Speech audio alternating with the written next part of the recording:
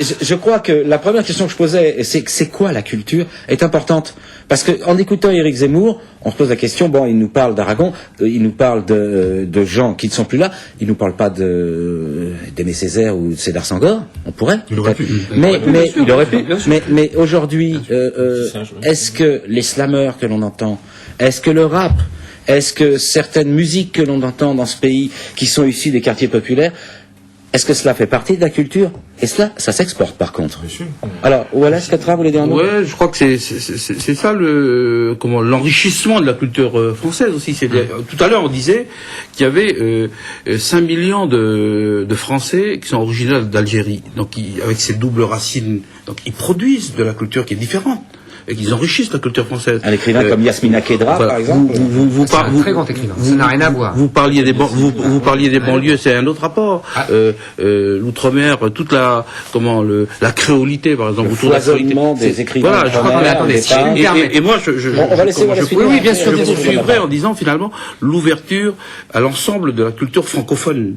Alors c'est pas de la culture française au centre strict, mais je crois que justement la France s'honore de s'ouvrir à cette culture francophone qui doit également qui est aussi un petit peu un levain qui fait monter la pâte, quoi. Voilà, il faut prendre en compte ça. Et je crois que l'enrichissement de ces dernières années de la culture française, c'est aussi ça. Alors c'est hommage. Alors moi Éric Zemmour. Je veux bien tout ce qu'on veut. Je suis pour la francophonie, je suis pour la culture francophone. J'adore Yasmina Khedra en plus, qui est un très grand écrivain. Mais pas le rap. Exactement. Je veux qu'on garde à l'esprit que tout ne se vaut pas. Et qu'il y a la culture, ça veut pas dire tout et n'importe quoi, qu'il y a une hiérarchie.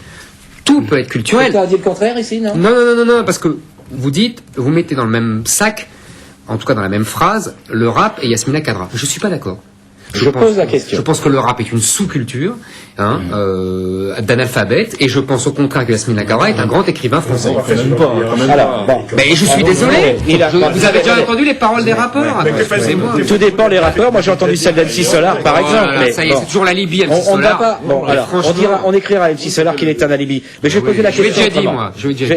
Il y a Abdel Malik. Abdel Malik,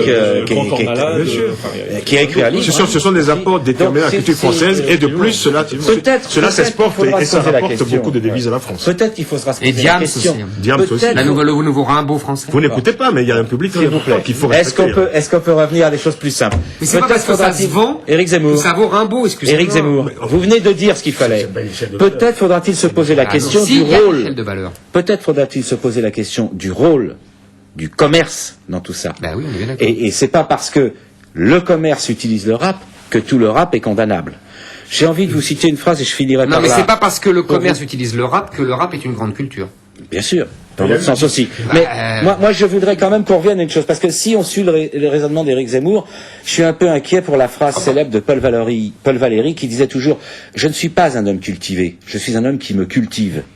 Façon de dire qu'une culture ossifiée, ça n'existait pas. Ça n'a rien à voir. Alors, aujourd'hui, je vais poser la question. Ce que je veux dire, c'est qu'il y a une hiérarchie, c'est tout. Alors, il y a une hiérarchie. Le raisonnement d'Éric, d'abord, je pense que c'est une opinion, c'est un sentiment. Évidemment. Qu'un raisonnement, évidemment. Qui est tout à fait respectable. Mais je veux dire, de tout temps, il y a eu diverses formes d'expression culturelle. On est d'accord. Donc, si on commence à établir des hiérarchies, on n'en sort pas. Dans les années 60, je veux dire qu'il y avait la culture yéyé, il y avait, qui a donné, des gens comme Johnny Hallyday. Est-ce que ce n'est pas aujourd'hui est une icône de la culture française, il me semble. Mais, alors, peut-être que, je pense que le débat s'accélère.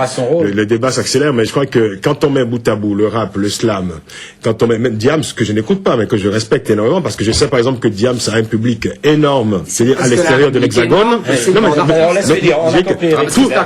Mais non, mais la culture, tout ce qui parle à la sensibilité est culturel et tout à fait respectable. C'est-à-dire que c'est l'émotion produit par... Non, écoutez, c'est pas de la démagogie, c'est une réalité. Il faut respecter toute expression culturelle dès lors qu'il y a une réceptivité, dès lors qu'elle est reçue par un public. Si quelqu'un dit j'ai une expression culturelle, on n'est pas obligé de le croire. Non, mais Nadia Djenan. Non, dès lors qu'on ressent l'émotion face à une production culturelle, cela relève du domaine de la culture. Alors, on peut pas. Nadia Djenan. Voilà, donc moi je voulais réagir. On peut pas dire, on peut pas mettre sur le même plan le rap et Rimbaud, c'est pas vrai. Mais le rap fait partie de la culture française. Et en plus, on peut pas pas dire non plus que le rap c'est une culture d'analphabète quand même. C'est pas, je sais pas, moi je trouve ça indécent, même si je suis pas spécialement fan de rap. Quand même, les rappeurs écrivent des textes, voilà, donc ils l'expriment donc de leur façon, ils expriment leur sensibilité, mais c'est donc ils apportent, à mon avis aussi. Voilà, Catra voudrait dire un mot. Donc je voulais juste un peu partager la même réflexion, c'est que c'est vrai qu'il y a une hiérarchie. C'est vrai qu'il y a une hiérarchie et que chacun peut estimer, il y a une échelle de valeur dans la culture. Mais souvent, quand on tient ce raisonnement-là, c'est pour exclure toute forme de culture qui soit pas une culture académique. C'est ça qu'on a un peu souffert de ça. Une culture académique où il y a une culture élitiste. Et finalement, on s'enferme, on n'est pas sensible à l'évolution du monde. On écoute le raisonnement de Wallace qui dit finalement, qui ne vous a pas encore dit que c'était vous qui teniez ce raisonnement. Non, mais je ne suis pas d'accord. Je suis quand même étonné qu'Éric, qui fait souvent l'éloge du peuple, aujourd'hui, dénigre la culture populaire. On va laisser la parole à Éric Zemmour, justement. Quand on parle de déclin, moi je suis très frappé. On parle des textes, je suis très frappé, j'écoute beaucoup la musique populaire, pas de l'opéra.